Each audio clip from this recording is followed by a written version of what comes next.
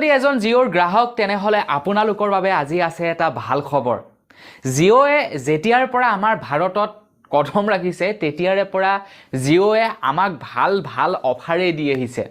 জিঅ' অহাৰ আগত আমাৰ ভাৰতবৰ্ষত 1 GB ইন্টাৰনেটৰ দাম বহু 100 টকা আছিল আৰু জিঅ'ৰ অহাৰ পাছত নেটৰ দামটো একেবাৰে পানীৰ ভাৱত আমাক সকলোকে দিলে আৰু তাৰ পাছতে আমি ফেসবুক হোৱাটছআপ ইনষ্টাগ্ৰাম এইবিলাক বেছিকৈ চলাবলৈ ললো মুঠতে জিঅ'য়ে যেতিয়াৰ পৰা আহিছে তেতিয়াৰে পৰা আমাক কেৱল ভাল ভাল খবৰে দি আহিছে বেয়া খবৰ মোৰ মতে একো এতিয়ালৈকে দিয়া নাই তো বন্ধু বান্ধৱীসকল আজিও আপোনালোকৰ বাবে তেনেকুৱা এটা ভাল খবৰ লৈ আহিছো গতিকে সেই ভাল খবৰটোনো কি মই আজি ইয়াৰ বিষয়তে কম আৰম্ভ কৰো আজিৰ ভিডিঅ'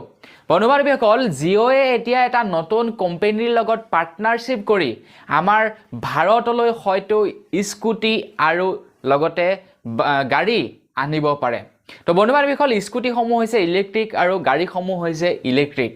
জিঅ'য়ে নতুনকৈ এটা কোম্পানীৰ লগত প্ৰায় 50 কোটি টকাৰ ইনভেষ্ট কৰিছে যিটো কোম্পানীয়ে নেকি ইলেক্ট্ৰিক বাহন বনায় আৰু সেইবাবে কোৱা হৈছে যে জিঅ'য়ে হয়তো এতিয়া আমাৰ ভাৰতবৰ্ষত ইলেক্ট্ৰিক ভেহিকেলৰ ওপৰত কাম কৰিব পাৰে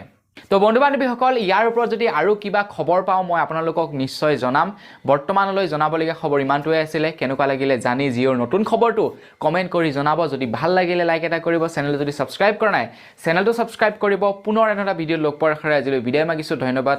জয় অসম